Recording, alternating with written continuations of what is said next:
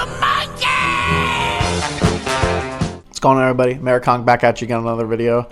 Today we're doing a topic that's very, very near and dear to my heart. The importance of the Second Amendment and the reason why the Second Amendment exists, the real reason. Here it is, verbatim, no room for interpretation. A well-regulated militia being necessary to the security of a free state, the right of the people to keep and bear arms shall not be infringed. What does that mean? A lot of words right there for one sentence, right? So, basically, it's giving you the legal right to purchase and own weapons, i.e. firearms. It also gives you the legal right to train with those firearms with other concerned citizens, and it should not be infringed, as it says right there. So, I'm going to give you the 4 reasons why the Second Amendment exists. And the last one is the real reason. So I'm going to go through the first 3 really fast. We're going to get to the last one because that's the majority of the video. First reason, recreation. So not counting hunting, that's another reason. But recreation such as shooting sports, like skeet shooting, cowboy action shooting, target shooting, Olympic shooting, long range shooting, whatever you're doing. But shooting's a sport. It's integral for the American culture to shoot with guns. It's one of our things that we have. And I don't think that should be infringed. It's a lot of people's passion. So yeah, that's the first reason. There's a lot of stuff you can do with guns. Second reason, hunting. I separated hunting in this because hunting's a little bit more important than the rest of them, I feel like. Us as a culture, when I say us, I mean the human race, has been hunting since the very beginning. That's how we became human, pretty much. Most of our inventions back in the Stone Age were for hunting. When we started flint knapping tools and making bows and arrows and carving stone, most of it was to process animals, to kill animals, and to make stuff out of animals. That's what we do. And we were hunters. We're predators. That's what we did forever. Agriculture came much, much later. It's essential for us to have the right to hunt. We should be able to procure our own food and hunt our own food.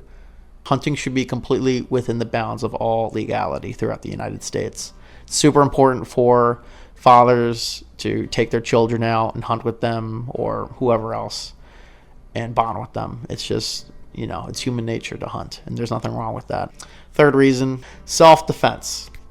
So, self-defense isn't the biggest reason? There's one that's a little bit more important than it.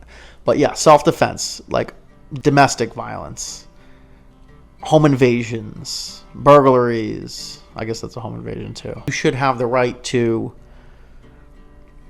defend yourself violently and with deadly force if need be, and your family and your children. Okay, so not every country has this, but I don't really care because we're not every other country. We're, the people of America, the United States, and if you break into our house and threaten our lives, threaten our property, threaten our families' lives, you're fucked. You're dead. So I don't want to hurt anybody, and violence should be a last resort, of course. You shouldn't want to commit violence to anybody. That's terrible, but if it comes down to it, you should have the legal right to, and you shouldn't face any punitive action if you do. So yeah, that's the third reason. Fourth reason, this is the big one. The Second Amendment, its real reason for being, is your right to defend yourself against tyranny, foreign and domestic. What's foreign tyranny? That's the easy one. That's if a country comes to the United States wanting to take it over. So, is this possible? Yes. Is it likely? No. The United States is a fortress. This island we live on with 2 giant oceans on either side is hard to invade. A famous Japanese general, I'm not sure the guy's name, but he said during World War II, if you try to invade the United States on the mainland, behind every blade of grass is going to be an angry farmer with a shotgun. And it's true. There's 400 million guns in the United States. There's only, south of that, 350 million people. There's more guns than people in the United States, I know we don't have tanks and UAVs and nuclear bombs like the militaries do around the world, or like our own military. But guerrilla forces throughout the ages have been doing pretty all right for themselves. Al-Qaeda fought us for 20 years, and the Viet Cong won. I guess Al-Qaeda won too, depending how you look at it. But it gives us the right to beat them back with our military. You're fighting like 2 armies. One's way bigger though. It's us. So, domestic tyrannical threats. What is that?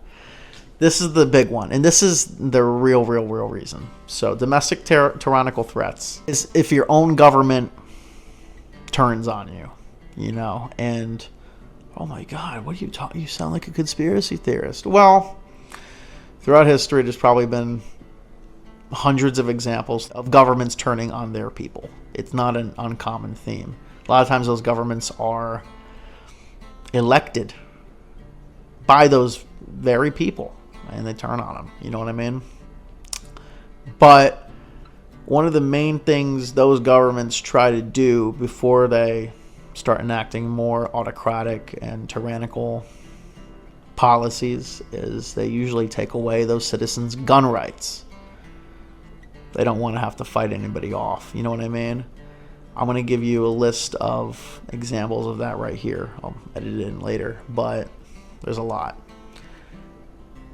It's scary, that it's possible for that to happen, because I like the idea of being able to defend myself. I feel free if you have a weapon. And not everybody gets that, even in the United States, but especially people that are not in the United States. But I just have to tell you, if you don't live here and you haven't been brought up in the U.S., it is a tough concept to grasp. But once you feel it, there's no going back. I've had a lot of people that have immigrated here that I've been friends with throughout the years, and I've taken them shooting, and they bought a gun, and their whole perspective changes, because you're like, holy shit, I'm the master of my own universe. You know what I mean? Violence should never be your first resort. You should always think of other things to do. Use the power of words. You know what I mean? Freedom of speech is the First Amendment. If any amendment is more important than the second one, it's that one right there. But the Second Amendment protects the First Amendment. Once the second goes, freedom of speech follows very, very soon after. And you can't even fight back, because there's no Second Amendment to fight back with. You already turned in your guns. They could just do whatever you want to you now. You have no means of contesting them if it really came down to it with the, violence. And today in society, we kind of romanticize like this idea of violence is never the answer. And violence is not the first answer or the second or the third a lot of the times, but it is an answer, and it is not a sin to fight for a just cause. If you're thinking about yourself and your children and your children's children and future generations to come, sometimes you're going to have to fight, and sometimes you're going to have to get your hands dirty. Have I ever hurt anybody? Absolutely not. Do I want to hurt anybody? Absolutely not. But if my rights were at risk, that's all I'm going to say about that. And I hope a lot of people agree with me in the United States. I think a lot of people do. But yeah, that's why the Second Amendment exists nowadays. It's to help us fight off a tyrannical government. Don't ever stay complicit. You might like the current administration, you might agree with everything they say, but you don't know who's going to be in power next. And you don't know if the current administration can turn on you. You don't know if they're lying through their teeth, or if it's all a psyop by our own government. You don't know what's happening. All right, so always keep your head on a swivel. Stay frosty. That's all I'm saying.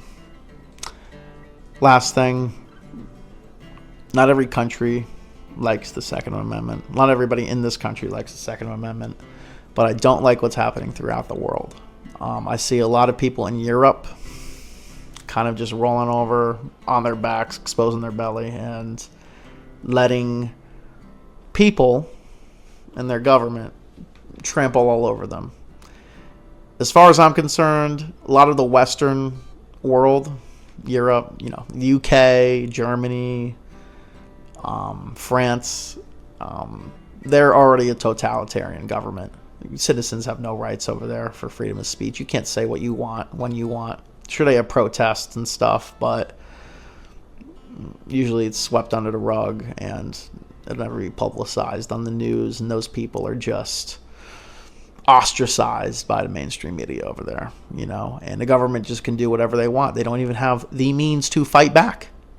They got nothing, If they completely want to change the demographics of that country, or completely change the way people think in that country, their values, their beliefs, and their laws. The people of Europe are fucked right now. They have nothing they can do. It's over. You know what I mean? I know people are still fighting over there, and there's a lot of great Europeans that really want to enact change and vote in change, but man, if it really came down to it, if it really came down to violence over there, which I hope to God it doesn't, those people have nothing. They have nothing to defend themselves with. There is no Minutemen. There is no militia over there. They have nothing.